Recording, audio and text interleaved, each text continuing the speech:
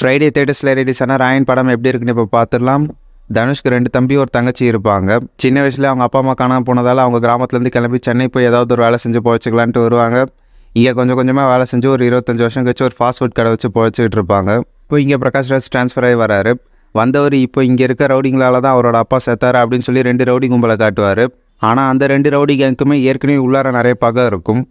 அதனால் இந்த சான்ஸை யூஸ் பண்ணி இந்த 2 கேங்கையுமே போட்டு தள்ளிடலாம் அப்படின்னு பிரகாஷ் ராஜ் ஒரு பிளான் பண்ணுவார். பட் இந்த பிளானில் நடுவில் தனுஷோட தம்பியை மாட்டிக்குவார். அதுலேருந்து அவர் தம்பியை காப்பாற்றுறதுக்காக தனுஷ் இறங்கி ஒரு வேலையை செய்வார். இதுக்கப்புறம் தனுஷ் அவரோட தம்பி தங்கச்சியை காப்பாற்றினாரா, பிரகாஷ் ராஜ் நினச்சது நடந்ததா இல்லையா, இதுதான் இந்த படத்தோட ஒன்லைன் ஸ்டோரி. எனக்கு இந்த படம் பிடிச்சிருந்துச்சு. ஆக்டர் தனுஷ்ன்றதை தாண்டி ரைட்டர் டைரக்டர் தனுஷ் அப்படின்றது இந்த படத்தில் அவர் ஸ்கோர் பண்ணியிருக்காரு. ஃபர்ஸ்ட் ஹாஃபை பொறுத்த வரைக்கும் ஒரு நல்ல எங்கேஜிங்கான ஃபேக்டராக தான் கொடுத்துருந்தாங்க. ஸ்டார்டிங்கில் அவங்களோட சைல்டுஹுட் போர்ஷன் அப்படின்னு காட்டி அப்படியே கொஞ்சம் கொஞ்சமாக பில்ட் ஆகி இப்போ ப்ரெசென்ட்டில் என்ன பண்ணுறாங்கன்ற மாதிரியும் காட்டியிருந்தாங்க. அந்த போர்ஷன்லாம் நல்லாவே இருந்துச்சு. நம்ம ரிவ்யூ வீடியோஸ் எல்லாத்துலேயுமே சொல்லியிருப்போம், ஒரு படத்தில் இன்டர்வல், ப்ரீ கிளைமேக்ஸ், கிளைமேக்ஸ் இது 3 மட்டும் ஹை பாயிண்ட் ஏற்றி நல்லா முடித்தாலே போதும். கண்டிப்பாக இந்த படம் ஆடியன்ஸ் கிட்ட நல்ல ரெஸ்பான்ஸை வாங்க, பாக்ஸ் ஆஃபீஸில் ஒரு நல்ல சம்பவத்தை செய்யணும். இந்த ராயனும் அதே மாதிரி தான் செஞ்சுருக்காங்க. ப்ரீ இன்டர்வலில் சந்தீப் கிஷனுக்கு பாரில் ஒரு ஆக்ஷன் பிளாக் இருக்கும், அதுவும் நல்லா இருந்துச்சு.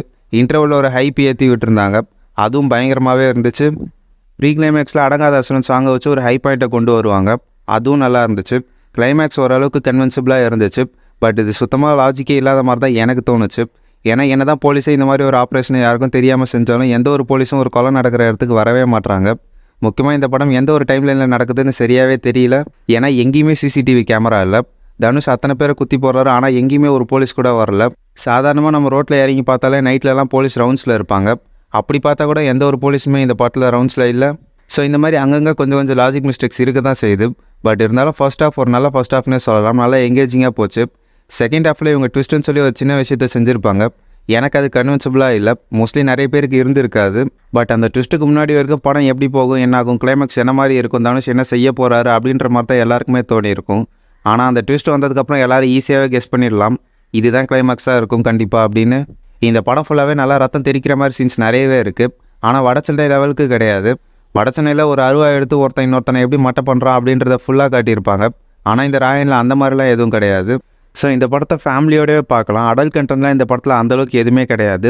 ரத்தம் தெரிக்கிற சீன்ஸ் மட்டும்தான் இருக்கும்.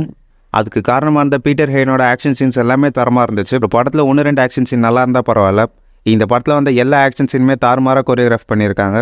முக்கியமாக இந்த படத்தோட இன்னொரு ஹீரோனா அது ஏஆர் ரஹ்மானை தான் சொல்லணும். ஏஆர் ரஹ்மானோட ரீசெண்ட் ஒர்க்ஸில் இந்த ராயனை பெஸ்ட்டுன்னே சொல்லலாம். அந்தளவுக்கு வேறு லெவல் பிஜிஎம்மை போட்டு தள்ளியிருக்காரு மனுஷன். ஏஆர் ரஹ்மான் மியூசிக் பண்ண மாமன்னன், 10 தலை இந்த 2 படங்கள்லையுமே பிஜிஎம் சரியில்லை, அந்தளவுக்கு இந்த படத்துக்கு சப்போர்ட் பண்ணல. ஏஆர் ரஹ்மான் எதுக்கு இந்த படத்துக்கு அப்படின்னு நிறைய பேர் சொல்லியிருந்தாங்க.